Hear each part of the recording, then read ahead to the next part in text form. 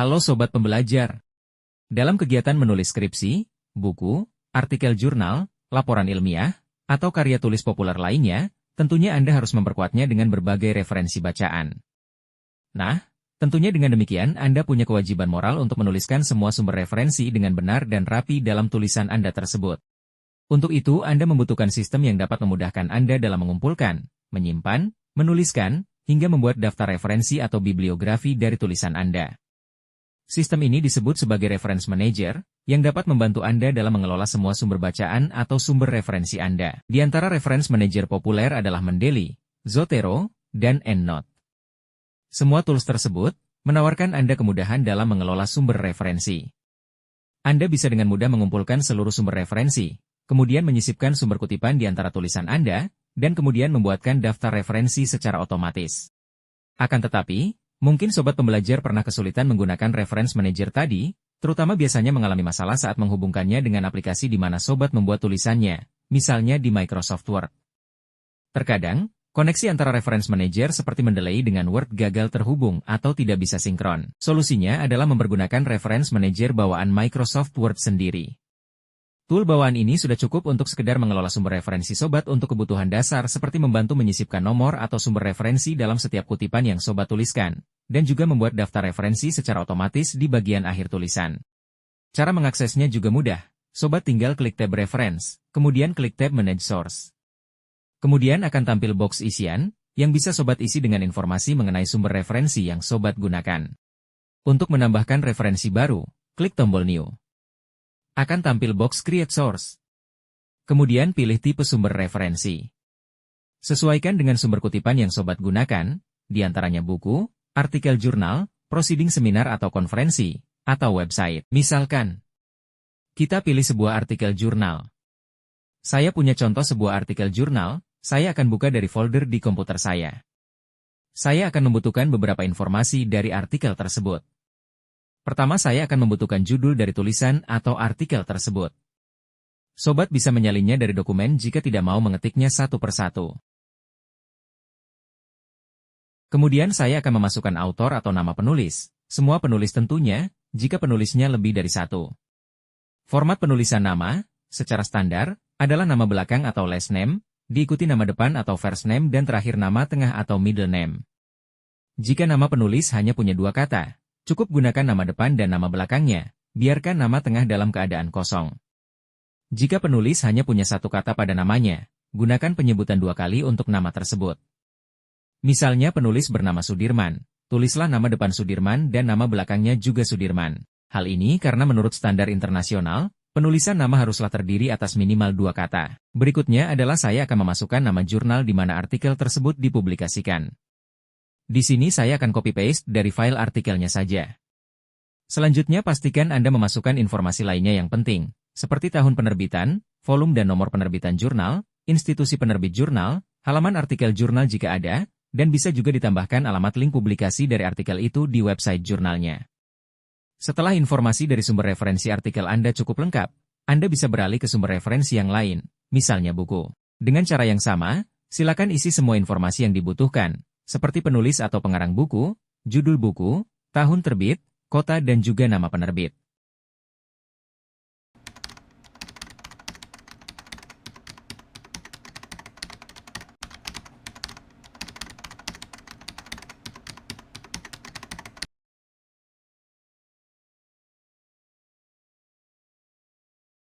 Beralih ke sumber referensi yang lain, misalnya adalah artikel atau data dari suatu website. Anda tinggal memilih tipe source yang sesuai, yaitu website. Dan selanjutnya isilah seluruh informasi yang penting mengenai referensi tersebut, sebagaimana yang saya contohkan dalam video ini.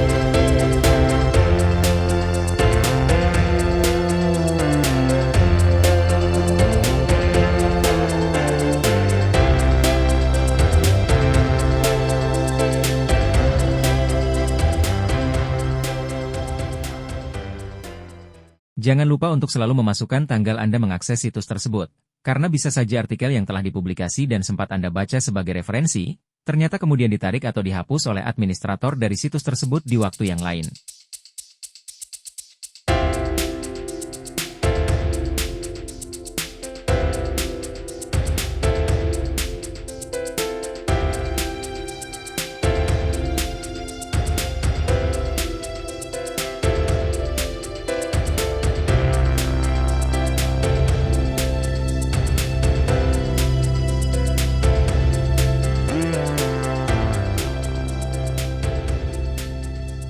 Jika sementara ini dirasa telah cukup membuat referensinya, silakan klik Yes ketika Anda diminta untuk update sumber referensi Anda di master dan di dokumen yang tengah Anda akses saat ini.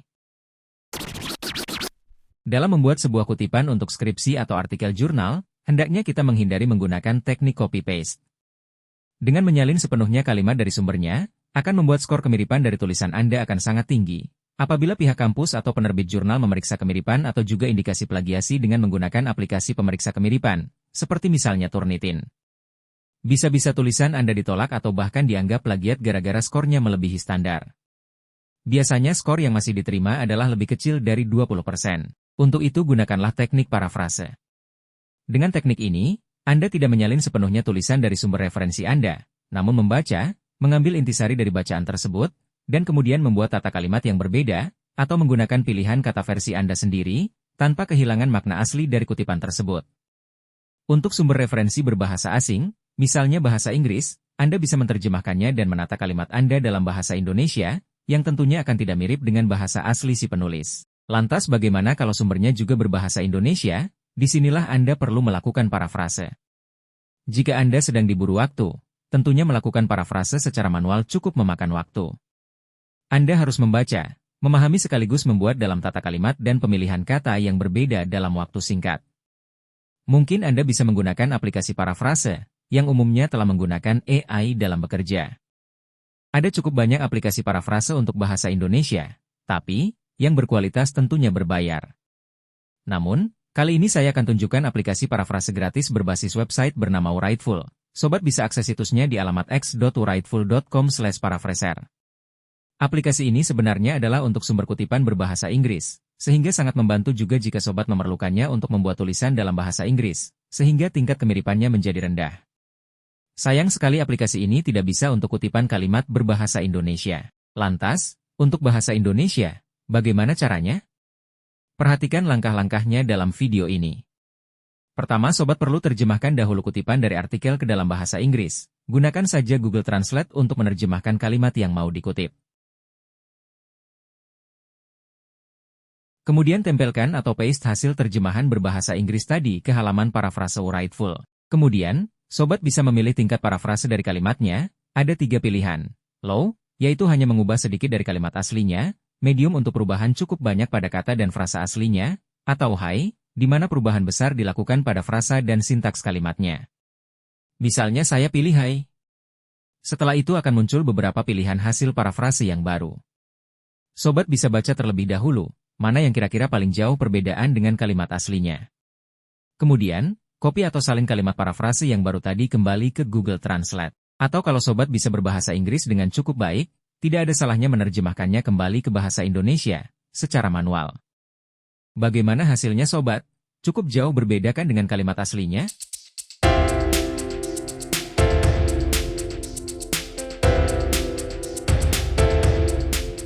Sekarang tinggal salin hasil parafrase tadi ke dalam tulisan yang sobat buat. Tambahkan sumber kutipan pada kalimat kutipan yang sudah kita parafrase tadi. Letakkan kursor ketikan word-nya di kalimat yang mau dibubuhi sumber kutipan, kemudian pilih sumber kutipan yang sesuai dari menu Insert Citation pada tab Reference. Lakukan hal yang sama pada kalimat kutipan dan sumber kutipan yang lain, seperti contoh pada video ini. Oh ya, sebagai tambahan, sobat bisa sesuaikan style kutipan pada menu Style. Bisa pilih APA atau APA, Chicago, Harvard, IEEE, MLA, dan lain-lain. Tinggal sesuaikan saja dengan ketentuan penulisan yang dibuat oleh kampus atau dari penerbit tulisan sobat.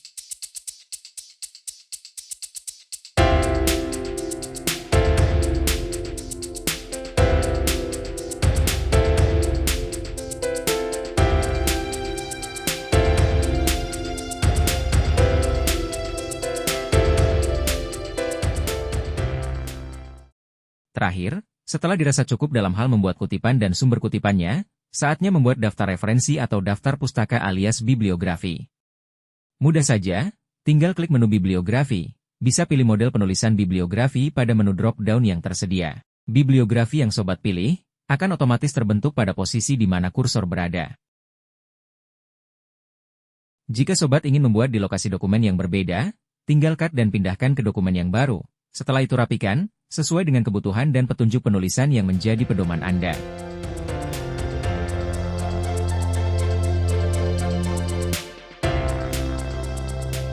Jika sobat perlu menambahkan sumber kutipan baru, tinggal tambahkan kutipan yang baru pada menu Manage Source lagi.